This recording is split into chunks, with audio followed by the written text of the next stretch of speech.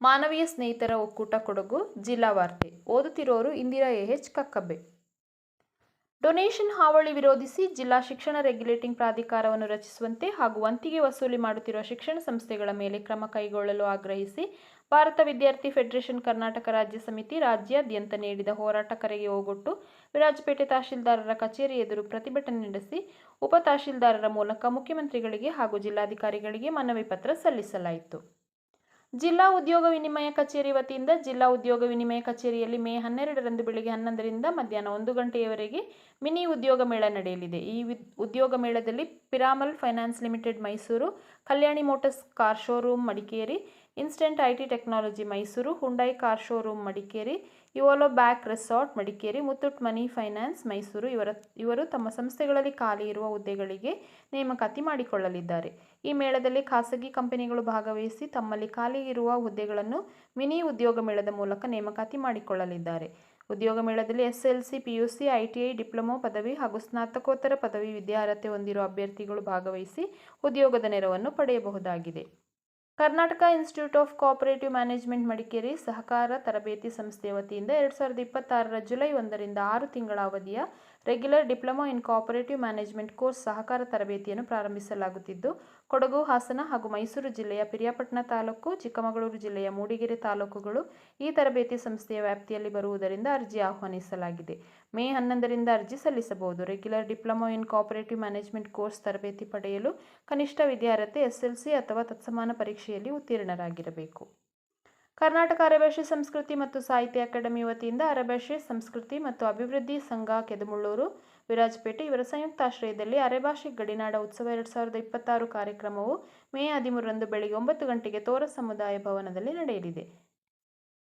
ಗ್ರಾಮೀಣ ಪುನರ್ವಸತಿ ಯೋಜನೆಯಡಿ ನಗರಸಭೆ, ಪಟ್ಟಣ ಪಂಚಾಯಿತಿ ಹಾಗೂ ಗ್ರಾಮ ಪಂಚಾಯಿತಿಗಳಲ್ಲಿ ಯುಆರ್ಡಬ್ಲ್ಯೂ, ವಿಆರ್ಡಬ್ಲ್ಯೂ ಹುದ್ದೆಗಳು ಖಾಲಿ ಇದ್ದು, ಬೌದ್ಧಿಕ ವಿಕಲತೆ ಹಾಗೂ ಮಾನಸಿಕ ಅಸ್ವಸ್ಥರನ್ನು ಹೊರತುಪಡಿಸಿ ಅರ್ಜಿ ಸಲ್ಲಿಸ ಬಯಸುವವರು ಮೇ 30ರೊಳಗೆ ಅರ್ಜಿ ಸಲ್ಲಿಸಬಹುದು.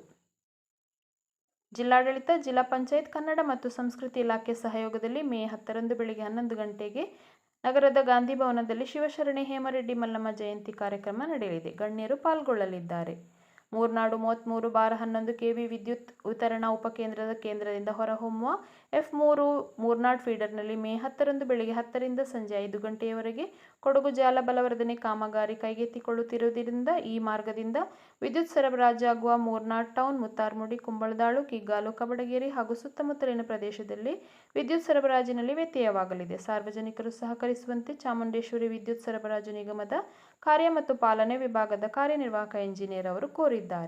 66/11 ಕೆವಿ ವಿದ್ಯುತ್ ಉಪಕೇಂದ್ರದಿಂದ ಹೊರಹೊಮ್ಮುವ F6 ಭಾಗಮಂಡಲ ಫೀಡರ್ನಲ್ಲಿ ಮೇ 11ರಂದು ಬೆಳಗ್ಗೆ 10ರಿಂದ ಸಂಜೆ 5 ಗಂಟೆಯವರೆಗೆ ಮಳೆಗಾಲದ ಮುಂಜಾಗ್ರತಾ ಫೀಡರ್ ನಿರ್ವಹಣಾ ಕಾಮಗಾರಿ ನಡೆಸಬೇಕಾಗಿರುವುದರಿಂದ ವಿದ್ಯುತ್ ಸರಬರಾಜಿನಲ್ಲಿ ವ್ಯತ್ಯಯ ಉಂಟಾಗಲಿದೆ. ಆದ್ದರಿಂದ ತಾಳತ್ಮನೆ, ಅಪ್ಪಂಗಳ, ಬೆಟ್ಟಗೇರಿ, ಚೇರಂಬಾಣೆ, ಚೆಟ್ಟಿಮಾನಿ, ಭಾಗಮಂಡಲ, ತಲಕಾವೇರಿ, ಅಯ್ಯಂಗೇರಿ ಹಾಗೂ ಸುತ್ತಮುತ್ತಲಿನ ಪ್ರದೇಶದಲ್ಲಿ ವಿದ್ಯುತ್ ಸರಬರಾಜಿನಲ್ಲಿ ವ್ಯತ್ಯಯವಾಗಲಿದೆ. ಸಾರ್ವಜನಿಕರು ಸಹಕರಿಸುವಂತೆ ಚಾಮುಂಡೇಶ್ವರಿ ವಿದ್ಯುತ್ ಸರಬರಾಜು ನಿಗಮದ ಕಾರ್ಯ ಮತ್ತು ಪಾಲನೆ ವಿಭಾಗದ ಕಾರ್ಯನಿರ್ವಾಹಕ ಎಂಜಿನಿಯರ್ ಅವರು ಕೋರಿದ್ದಾರೆ.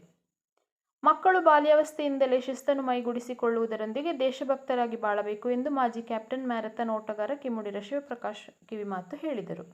ಮಡಿಕೇರಿಯ ವಾಂಡರ್ ಸ್ಪೋರ್ಟ್ಸ್ ಕ್ಲಬ್ ವತಿಯಿಂದ ದಿವಂಗತ ಶಂಕರ್ ಸ್ವಾಮಿ ಸ್ಮರಣಾರ್ಥ ಜಿಲ್ಲಾ ಕ್ರೀಡಾಂಗಣದಲ್ಲಿ ಏರ್ಪಡಿಸಲಾಗಿದ್ದ ಮಕ್ಕಳ ಉಚಿತ ಬೇಸಿಗೆ ಕ್ರೀಡಾ ತರಬೇತಿ ಶಿಬಿರದ ಸಮಾರೋಪ ಸಮಾರಂಭದಲ್ಲಿ ಮುಖ್ಯ ಅತಿಥಿಯಾಗಿ ಭಾಗವಹಿಸಿ ಅವರು ಮಾತನಾಡಿದರು. ಶಿಬಿರದಲ್ಲಿ ಕಲಿತದ್ದನ್ನು ಮಕ್ಕಳು ಮೈಗೂಡಿಸಿಕೊಳ್ಳಬೇಕು. ಆಗ ಮಾತ್ರ ಶಿಬಿರ ಆಯೋಜನೆ ಮಾಡಿದವರಿಗೆ ಹಾಗೂ ತರಬೇತಿ ನೀಡಿದವರ ಶ್ರಮಕ್ಕೆ ಬೆಲೆ ಸಿಗಲಿದೆ. ಶಿಸ್ತನ್ನು ರೂಢಿಸಿಕೊಳ್ಳುವುದರೊಂದಿಗೆ ಮಕ್ಕಳು ಈಗಿನಿಂದಲೇ ದೇಶಭಕ್ತರಾಗಿ ದೇಶಕ್ಕಾಗಿ ಬದುಕಬೇಕೆಂದು ಹೇಳಿದರು. ಪಿರಿಯಾಪಟ್ಟಣ, ಅರಕಲಗೂಡು, ಹುಣಸೂರು, ಕೆಆರ್ ನಗರ ಹಾಗೂ ಸಾಲಿಗ್ರಾಮ ತಾಲೂಕುಗಳಿಗೆ ಕುಡಿಯುವ ನೀರು ಪೂರೈಕೆಗೆ ಮೇ 9ರಿಂದ 13ರವರೆಗೆ ದಿನವೊಂದಕ್ಕೆ ಜಲಾಶಯದಿಂದ ನದಿಗೆ 500 ಕ್ಯೂಸೆಕ್ಸ್ ನೀರನ್ನು ಹರಿಸಲು ಹಾರಂಗಿ ಜಲಾಶಯ ಕುಡಿಯುವ ನೀರಿನ ಸಮಿತಿ ಸಭೆಯಲ್ಲಿ ಪ್ರಾದೇಶಿಕ ಆಯುಕ್ತರು, ಮೈಸೂರು ವಿಭಾಗ, ಮೈಸೂರು ಇವರು ಆದೇಶಿಸಿರುತ್ತಾರೆ. ಹಾಗೆಯೇ ಹಾರಂಗಿ ಜಲಾಶಯ ಯೋಜನೆ ನೀರಾವರಿ ಸಲಹಾ ಸಮಿತಿಯ ಅಧ್ಯಕ್ಷರು ಹಾಗೂ ಮಡಿಕೇರಿ ವಿಧಾನಸಭಾ ಕ್ಷೇತ್ರದ ಶಾಸಕರಾದ ಡಾ ಮಂತರ್ಗೌಡ ಅವರ ಮಾಹಿತಿಗೆ ತರಲಾಗಿರುತ್ತದೆ. ಆದ್ದರಿಂದ ಹಾರಂಗಿ ಮತ್ತು ಕಾವೇರಿ ನದಿಯ ಪಾತ್ರದಲ್ಲಿರುವ ಮತ್ತು ನದಿಯ ಎರಡೂ ದಂಡೆಯಲ್ಲಿ ವಾಸಿಸುತ್ತಿರುವ ಜನರು ತಮ್ಮ ಆಸ್ತಿಪಾಸ್ತಿ ಹಾಗೂ ಜಾನುವಾರು ರಕ್ಷಣೆಗಳ ಬಗ್ಗೆ ಮುನ್ನೆಚ್ಚರಿಕೆ ವಹಿಸಿ ಸುರಕ್ಷಿತ ಸ್ಥಳಗಳಿಗೆ ತೆರಳುವಂತೆ ಕುಶಾಲನಗರ ಹಾರಂಗಿ ಪುನರ್ವಸತಿ ವಿಭಾಗದ ಕಾರ್ಯಪಾಲಕ ಇಂಜಿನಿಯರ್ ಐಕೆ ಪುಟ್ಟಸ್ವಾಮಿ ಅವರು ಕೋರಿದ್ದಾರೆ. ಇಂದು ಮುಂಜಾನೆ ಮಡಿಕೇರಿ ಮಂಗಳೂರು ರಸ್ತೆ ತಿರುವಿನಲ್ಲಿ ಖಾಸಗಿ ಪೂರ್ಣಿಮಾ ಬಸ್ ಅಪಘಾತಕ್ಕೀಡಾಗಿದೆ. ಚಾಲಕನಿಗೆ ಹೃದಯಾಘಾತ ಸಂಭವಿಸಿದ ಪರಿಣಾಮ ಬಸ್ ನಿಯಂತ್ರಣ ತಪ್ಪಿ ಬರೆಗೆ ಗುದ್ದಿದೆ ಎಂದು ತಿಳಿದು ಬಂದಿದೆ. ಕರ್ನಾಟಕ ಅಲ್ಪಸಂಖ್ಯಾತರ ಅಭಿವೃದ್ಧಿ ನಿಗಮದ ವತಿಯಿಂದ 2026-27ನೇ ಸಾಲಿಗೆ ಮತೀಯ ಅಲ್ಪಸಂಖ್ಯಾತರಾದ ಮುಸ್ಲಿಂ, ಜೈನ್, ಬೌದ್ಧ, ಸಿಖ್, ಪಾರ್ಸಿ ಜನಾಂಗದವರಿಗೆ ಅರಿವು ಯೋಜನೆಯಡಿಯಲ್ಲಿ ನಿಗಮದಿಂದ ಸಾಲ ಸೌಲಭ್ಯಗಳನ್ನು ನೀಡಲು ಆನ್ಲೈನ್ ಮೂಲಕ ಅರ್ಜಿ ಆಹ್ವಾನಿಸಲಾಗಿದೆ.